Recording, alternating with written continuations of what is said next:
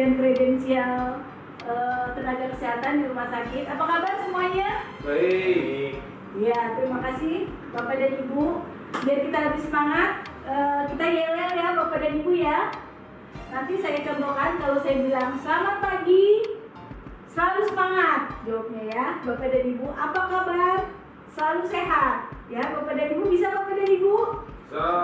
Ya, kita mulai ya. Yel-yel yang pertama ya Bapak dan Ibu ya. Ya. Selamat pagi. Selalu Ya, semangat. selalu semangat. Apa kabar? Selalu sehat. Ya, terima kasih Bapak dan Ibu. Kita biar tambah semangat Bapak dan Ibu, kita mulai dengan yel-yel yang kedua ya Bapak dan Ibu ya. Kalau saya bilang salam semangat. Semangat. Bisa Bapak dan Ibu? Bisa ya. Kita mulai ya Bapak dan Ibu ya. Yel-yelnya biar kita tambah semangat. 1, 2, 3. Tepuk semangat. Semangat. Terima kasih Bapak dan Ibu. Gimana? Jadi lebih bersemangat ya Bapak dan Ibu ya. Pagi ini kita akan mulai pelatihan kita tentang pelatihan kredensialin tenaga kesehatan di rumah sakit ya. Sebelumnya Bapak dan Ibu sudah tahu belum tentang kredensialin tenaga kesehatan di rumah sakit? Siapa di antara Bapak dan Ibu yang sudah melakukan kredensialin di rumah sakit? Saya. Oh iya, Bapak ya. Ibu?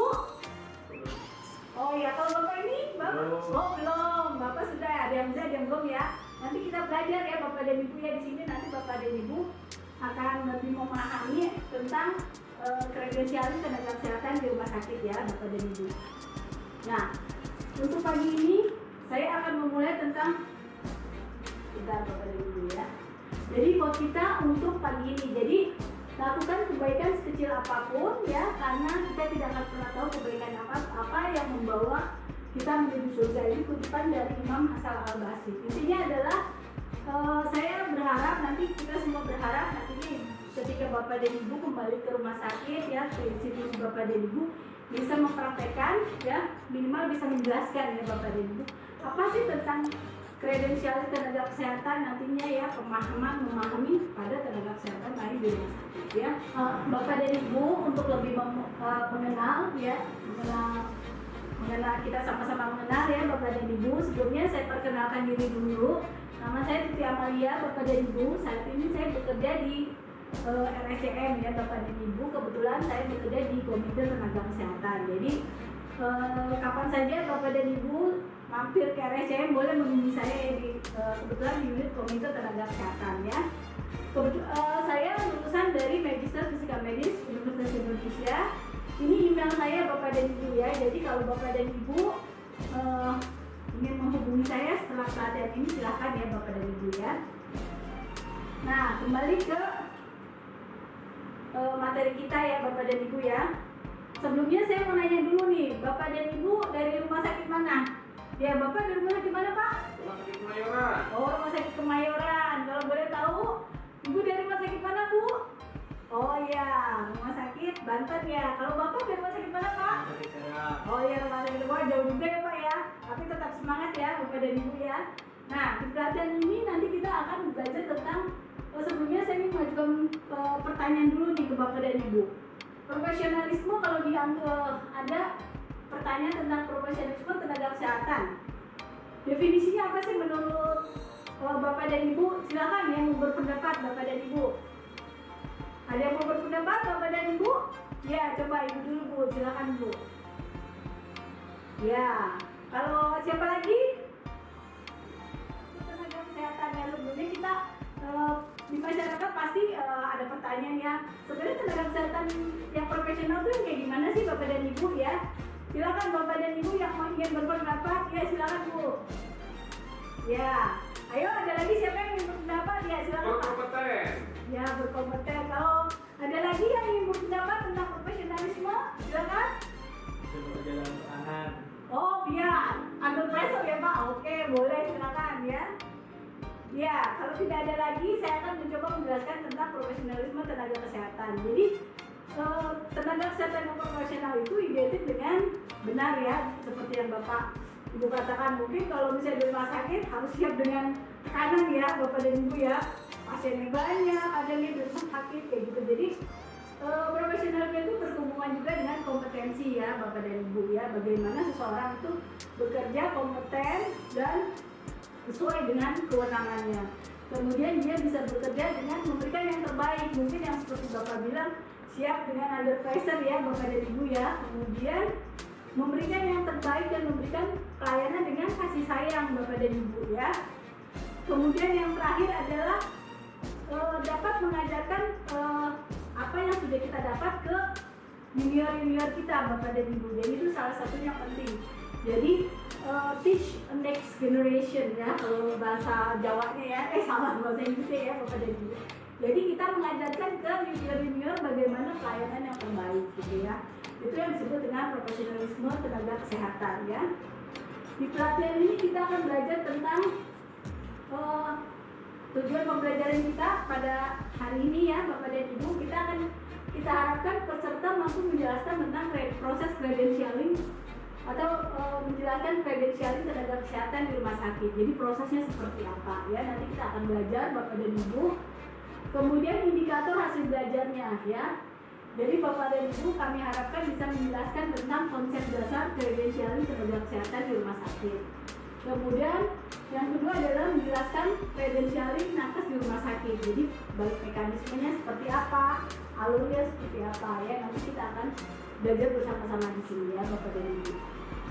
Terkait materi pokoknya, jadi konsep dasar credentialing tenaga kesehatan itu mencakup pengertian credentialing Bapak dan Ibu, prinsipnya dan ruang lingkupnya. Kemudian yang kedua adalah tentang credentialing tenaga kesehatan di rumah sakit. Jadi terkait mekanismenya Bapak dan Ibu, kemudian alur credentialing dan rekomendasi rincian kewenangan klinis tenaga kesehatan di rumah sakit ya Bapak dan Ibu.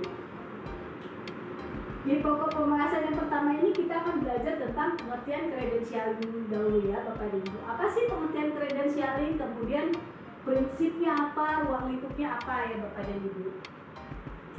Kemudian credentialing adalah apa sih yang dimaksud dengan credentialing ya Bapak dan Ibu. Jadi credentialing ini adalah proses memperoleh ya, memverifikasi, menilai kualifikasi profesional pemberi asuhan ya. Jadi di sini siapa sih yang dimaksud dengan profesional pemberi asuhan ini, nanti kita akan belajar bersama-sama ya Bapak dan Ibu ya. Jadi di sini akan kita akan belajar.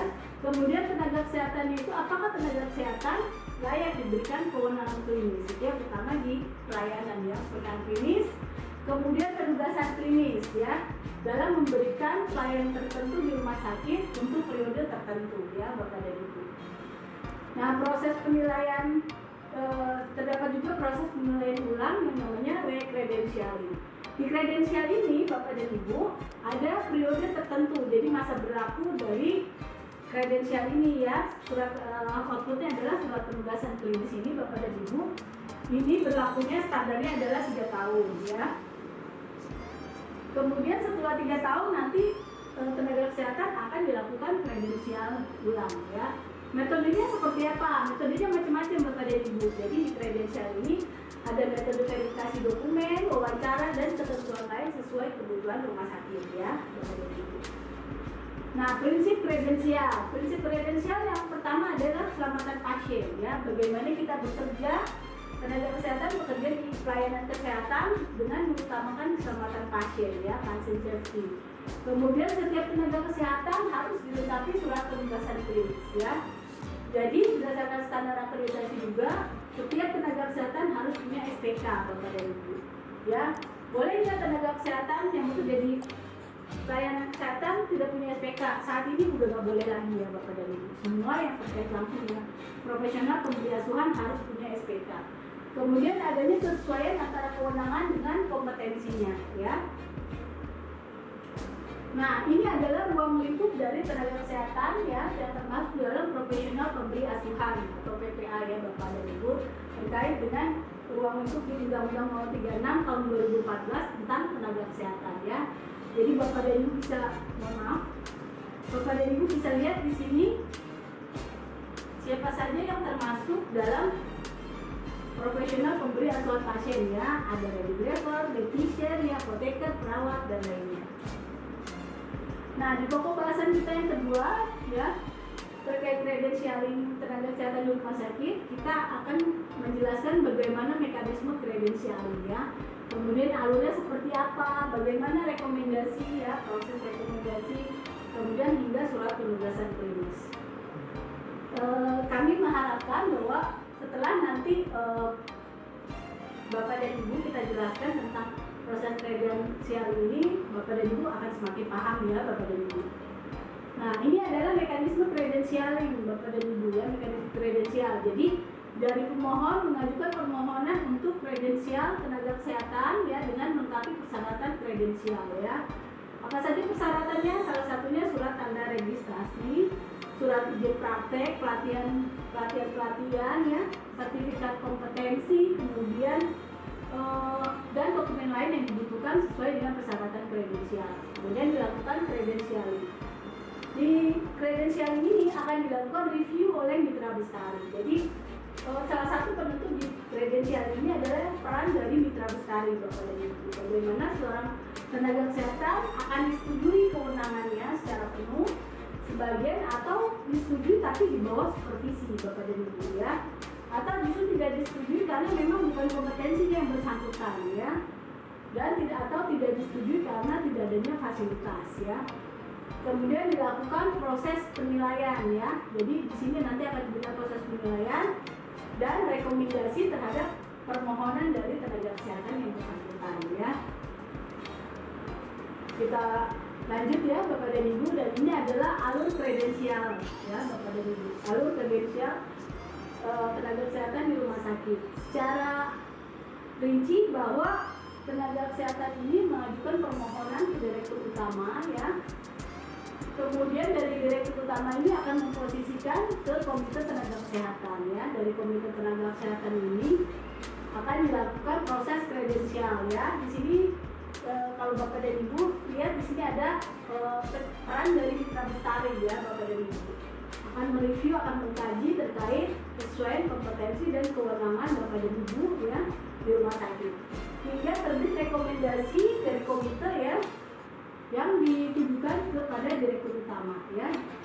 Di proses direktur utama tidak semua persetujuan kewenangan itu akan disetujui Bapak dan Ibu. Bisa jadi ya, misalkan Bapak dan Ibu mengajukan 20 kewenangan, ternyata ada 2 yang statusnya ditolak, bisa saja itu karena memang prosesnya ada di direktur ya. Hingga sesudah selesai prosesnya, dari direktur utama ini akan terbitlah surat penugasan klinis yang ditandatangani oleh direktur utama atau pimpinan tertinggi di rumah sakit ya. Ini adalah segitiga kredensial berdasarkan Prof. Herkutanto ya. Jadi ada 3 poin atau 3 peran di proses kredensialing. Ini adalah di kredensialing ini adalah peran pertama, peran mitra bestari ya, bagaimana mereview dari kesesuaian kewenangan tenaga kesehatan dengan kompetensinya, formulir clinical privilege-nya, dan buku putih. Jadi ini adalah buku pegangan dari teman-teman sebagai mitra bestari dalam melakukan penilaian terhadap kewenangan tenaga kesehatan di rumah sakit ya. Nah, ini adalah contoh rekomendasi ya Bapak dan Ibu. Jadi kalau kita lihat di sini contoh rekomendasinya, ya misalkan tenaga kesehatan ini, mohon maaf kalau tulisannya agak kecil ya. Jadi ini contohnya misalkan psikologi klinis ya. Ini tercantum nomor STR-nya, SIP-nya, pelatihannya ya kalau Bapak dan Ibu lihat di sini. Nanti di sini ada kewenangannya. Dari beberapa kewenangan ini kalau nanti bisa direkomendasikan apakah kewenangan diberikan secara mandiri atau diberikan secara supervisi ya. Dan ini adalah contoh dari surat penugasan klinis Bapak dan Ibu. Surat penugasan klinis ini template-nya tidak bisa kayak gini ya Bapak dan Ibu. Bisa jadi disesuaikan dengan institusi Bapak dan Ibu masing-masing ya. Dan disesuaikan dengan pelayanan yang diberikan ya. Jadi mungkin template-nya tidak seperti ini, tapi intinya adalah ada cantuman surat penugasan klinis dengan periode masa berlakunya Bapak dan Ibu ya. Nah, sampai di sini ada pertanyaan Bapak dan Ibu sebelum kita masuk ke evaluasi. Silakan Bapak dan Ibu yang ingin mengajukan pertanyaan. Tanya Ya, Bu, ya silakan Pak. apakah ada hubungannya antara kredensial dengan take home pay akan kita terima? Oh, hubungan antara kredensial dengan remunerasi atau take home pay ya. Ayo dari sini, dari sebelum saya jawab, ada peserta yang bisa menjawab, silakan. Ya silakan. Siapa yang menjawab? Ya silakan Pak. Menurut saya bisa karena sudah termasuk tenaga ahli. Oh bisa, ya sudah termasuk tenaga ahli ya Pak. Jadi dengan adanya surat penugasan tulis ini, kewenangan ini otomatis ada efeknya ya dengan take home pay-nya ya, karena sudah termasuk tenaga ahli. Ada lagi Ibu yang bisa menjawab? Ya, jadi saya coba jawab ya, saya coba dari merangkum dari pendapat Bapak dan Ibu sekalian. Jadi memang benar, kalau terkait dengan tenaga kesehatan yang sudah punya surat penugasan klinis, kewenangannya otomatis misalkan kewenangannya 10 dengan kewenangannya 20 ya, itu akan berbeda take home pay-nya ya, karena memang kewenangan yang banyak akan menuntut dengan biasanya diimbangi dengan remunerasi ya. Kalau sekarang remunerasi atau take home pay-nya ya, jadi kita harapkan dengan adanya penambahan kompetensi, kewenangannya semakin bertambah, kesejahteraan dan pegawainya juga akan semakin bertambah. Gitu ya Pak ya. Ada lagi pertanyaan? Ada lagi pertanyaan? Cukup Bapak dan Ibu? Cukup jelas ya? Ya. Kalau sudah cukup jelas, izinkan saya untuk mereview ya, mereview penjelasan tentang kredensial ya, bagaimana konsep dasar kredensial dan kredensialing tenaga kesehatan di rumah sakit. Ya, jadi kalau saya boleh mereview, ini adalah 3 pertanyaan yang coba saya rangkum dari penjelasan saya ya. Silakan kalau ada yang ingin sebutkan pengertian kredensial. Ya, coba Ibu apa pengertian kredensial? Ya, terima kasih Bu. Ya, untuk pertanyaan kedua, sebutkan prinsip kredensial. Siapa? Ini bapak-bapak yang di depan gimana nih? Sebutkan prinsip kredensial. Ada yang mau bantu saya jawab nggak? Selamatan. Ya, prinsip. Iya benar, Bapak benar sekali ya, hebat ya. Prinsip kredensial adalah keselamatan pasien ya. Kemudian yang kedua adalah apa Pak? Yang ini surat penugasan klinis ya. Ya SPK ya. Surat penugasan klinis. Nah, untuk pertanyaan ketiga Pak, sebutkan ruang lingkup kredensial. Siapa yang mau bantu jawab saya? Ruang lingkup dari kredensial, silakan. Bapak dan Ibu yang silakan Pak. Proporsional pemberi asuhan. Ya, benar sekali ya Pak ya. Jadi ruang lingkup kredensial adalah para profesional pemberi asuhan pasien ya. Di antaranya adalah seperti apoteker, perawat, fisioterapis ya, dan lain-lainnya. Sampai di sini Bapak dan Ibu semoga mengerti dengan penjelasan saya ya. Dan kita akan bersama-sama mampu memahami teman-teman di rumah sakit tentang kredensialing tenaga kesehatan di rumah sakit ya. Saya harapkan nantinya sudah pelatihan kredensialing tenaga kesehatan ini Bapak dan Ibu mampu untuk memahami tentang proses kredensial dengan lebih mendalam ya Bapak dan Ibu ya. Nah, untuk kesimpulannya adalah bahwa kredensial ini sangat penting ya Bapak dan Ibu, karena menjaga untuk akuntabilitas dari tenaga kesehatan ya. Kemudian aspek pasien safety-nya Bapak dan Ibu ya. Bagaimana menjaga profesionalisme tenaga kesehatan di rumah sakit. Kemudian kompetensi dari tenaga kesehatan yang merupakan kewajiban dari rumah sakit. Salah satu kewajiban rumah sakit adalah menjaga ya Bapak dan Ibu, bagaimana kompetensi tenaga kesehatan itu tetap terpelihara ya, dengan mensupport dari kediklatannya, kemudian performance-nya ya, kemudian dari pengalaman praktek mereka di rumah sakit ya. Kemudian adanya kesesuaian dengan antara kewenangan dengan kompetensinya yang diberikan ya. Jadi kompetensinya harus sesuaikan, atau kewenangannya sesuaikan dengan kompetensi yang bersangkutan ya. Nah, ini adalah quote saya yang terakhir. Maaf kalau agak sedikit blur ya Bapak dan Ibu ya. Bahwa sebaik-baiknya manusia adalah yang bermanfaat bagi orang lain ya. Jadi kami harapkan ya, kita semua berharap dengan dengan adanya pelatihan kredensial ini Bapak dan Ibu bisa lebih mempraktekkan ya sebaik-baiknya manfaat ya, memberikan manfaat untuk orang lain dalam memahami proses kredensial di rumah sakit dan peran Bapak dan Ibu di rumah sakit ya. Kami harapkan seperti itu ya Bapak dan Ibu. Akhir kata inilah presentasi saya yang terakhir ya Bapak dan Ibu. Terima kasih saya ucapkan atas partisipasi Bapak dan Ibu, semangatnya Bapak dan Ibu. Saya ucapkan terima kasih atas kehadiran Bapak dan Ibu. Kalau boleh kita terakhir kita salam semangat lagi ya Bapak dan Ibu ya. Tepuk semangat.